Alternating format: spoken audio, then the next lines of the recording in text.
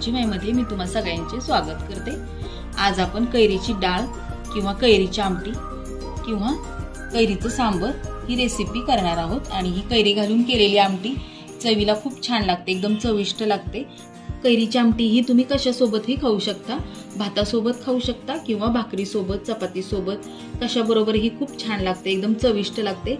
आणि याची चव ही आंबट तिखट गोड अशी सांबर आपण जसं करतो त्या पद्धतीने केली जाते। आणि आंबट तिखट गोड अशी चवीची ही कैरीची आमटी कशी करायची ते आपण बघूया। कैरीची आमटी करण्यासाठी मी तुरीची डाळ घेतली शिजून कुकरला, 1-2 शिट्ट्या करून घेतलेल्या आहेत। आणि अशी ही डाळ आपली बघा शिजलेली। आपण आता ह्या डाळीला फोडणी करायची। फोडणी करण्यासाठी तेल घ्यायचंय।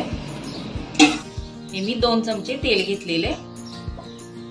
तेल तापलेले, आपण आता हा अर्धा चमचा मोहरी घालूया। मोहरी तडतडली, आता आपण यामध्ये जिरं घालूया। हे लसणाच्या मी 7-8 पाकळ्या घेतलेल्या, ठेचून घेतलेले ते आपण याच्यामध्ये घालायचे। यामध्ये आपण आलं नाही घालायचं, फक्त लसूणच घालायचं। पत्त्याची 10-12 पानं घालूया आणि हा कांदा टाकूया आणि परतून घेऊया। कैरीची आमटी करतोय म्हणजे आपल्याला कैरी हवी, तर ही मी कैरी घेतलेली आहे खिसून, आणि ही 2 चमचे मी खिसलेली कैरी घेतली आहे ती आपण यामध्ये घालायचे। आणि आपण आता ह्याला परतून घ्यायचे।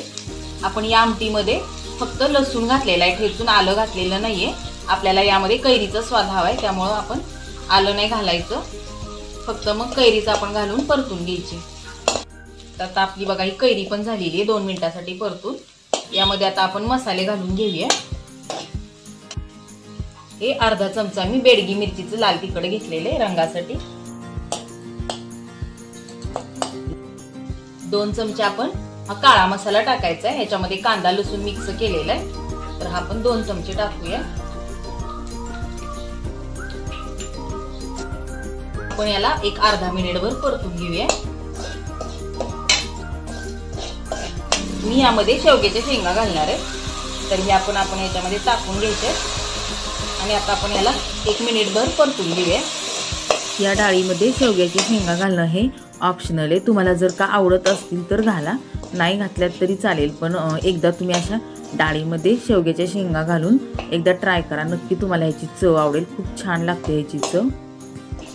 1 मिनिट झालेला आपण शेंगा परतले त्याला। आता आपण यामध्ये गरम पाणी घालायचं। या शेंगा आपण शिजवून घेतलेल्या नाहीयेत, त्यामुळे आपण याच्यामध्ये आता हे गरम पाणी घालायचे। आपल्याला आमटी किती पातळ करायची त्यानुसार आपण पाणी घालायचे। मी हे 2 पेले पाणी घातलेले। पाण्याला आपल्या उकळी आलेली आहे। यामध्ये आता आपण चवीनुसार मीठ घालूया। आपण यामध्ये कैरी टाकली, त्यामुळे थोडासा आंबटपणा आलाय आणि आंबट गोड चव करण्यासाठी आपल्याला थोडासा गुळ टाकायचा आहे। आता आपण या शेंगा 5 ते 6 मिनिटांसाठी शिजवून घ्यायच्यात। 5 मिनिटं झालेली आहेत, आपण शेंगा टाकल्या होत्या त्याला। आणि आता आपण ह्याच्यामध्ये तुरीची डाळ आपण शिजवून घेतली होती ती टाकायची।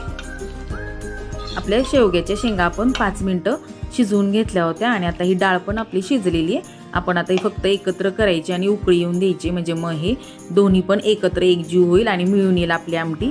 तर या पद्धतीने आपली आंबटसर गोड अशी ही सांबर सारखी लागणारी आमटी तयार झाली आहे। तर तुम्ही देखील या पद्धतीने अशी आमटी तयार करून बघा।